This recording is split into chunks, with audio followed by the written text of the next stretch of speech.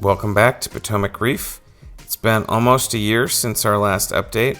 The tank continues to do well. Today I'm going to give you a bit of an overview of coral growth, some pruning that I've been doing, and go through some of the challenges we've had over the last year and what we're doing to overcome them.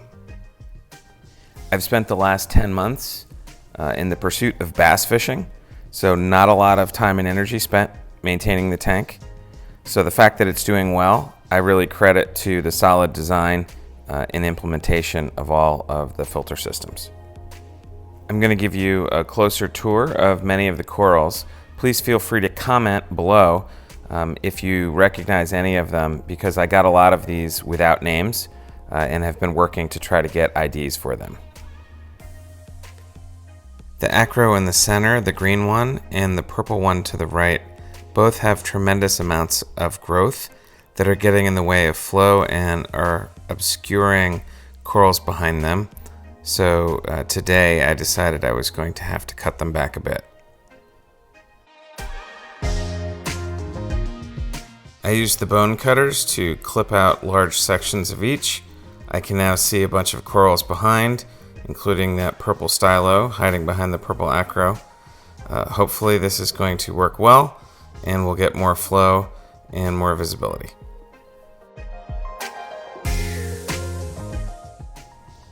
The yellow-tipped acro in the back has been growing really well.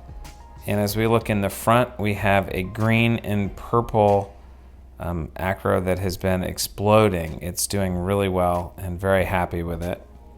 On the left, you can see the fox flame. That's also been doing quite well. As we move down to the sand area, you can see some torches. I would say they're hanging in there. They're not thriving, but they're doing all right. You can also see my lovely cyano collection. That's doing really well, but hopefully we'll be taking care of that soon.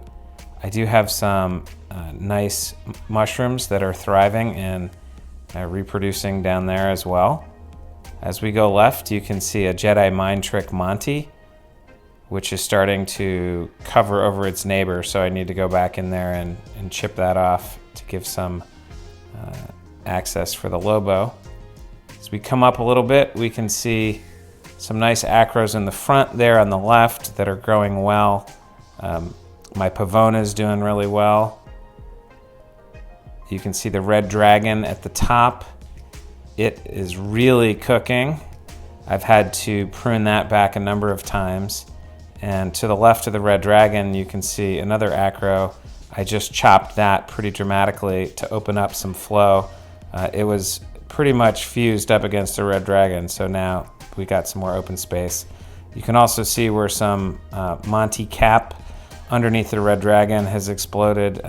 Never again will I be putting Monty cap in one of my tanks. It is such a nuisance once it takes off. We also see some other cool Monties here, which are doing pretty well. Trusted longnose hawkfish sitting there supervising.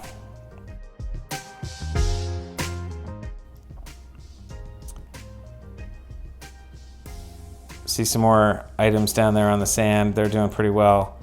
Those bright green mushrooms are doing well. We've gotten some clove polyp looking things down at the bottom. Didn't add them, not sure what they are. Here's a nice echinata that's really gone crazy in front of a red planet. I was sold that piece of green acro to the left as a Walt Disney a number of years ago. It does not look like a Walt Disney. It was the size of a pencil eraser when I bought it. It has grown up considerably. We see a nice Millipora in the back, a pink one. That's doing really well. Heliopora in the back center, some green slimer. Monty Spagotes in the back there. It's doing really well. We've got a Monty Setosa. It was covered up for a while, so you can see some white spots, but it is recovering nicely. We've got some pallies down there on the sand bed. Look at all that Monty cap. It's pretty, but wow, does it grow.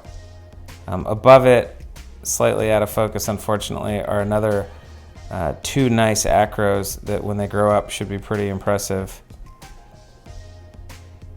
And then we get into some of these large branching acros. They're pretty dramatic. I don't think they're very special, but they are large and attractive, and the fish like to hang out in them.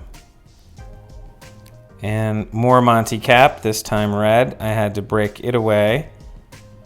It was definitely covering up the Euphalia, of which I have 2 species there.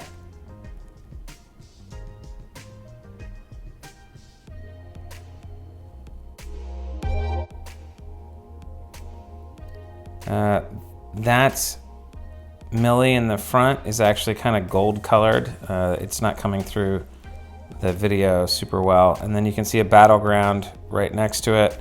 More Monty cap that I whacked away. Hopefully it will stay dead. And then we are back up to an area that I started this off with. Here is the Frag Tank. It is clean today. It was not yesterday. Hopefully a little attentive love and care will keep this thing clean.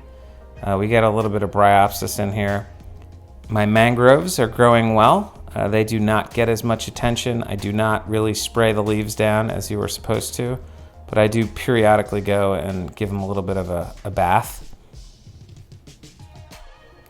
Here we can see the large amount of cyano. It's on the sand, it's on the rocks, pretty much everywhere. It blows off with a baster, but it's driving me crazy. So we will be spending some time on that in the near future, and I will let you know how that goes. Thanks for watching the update.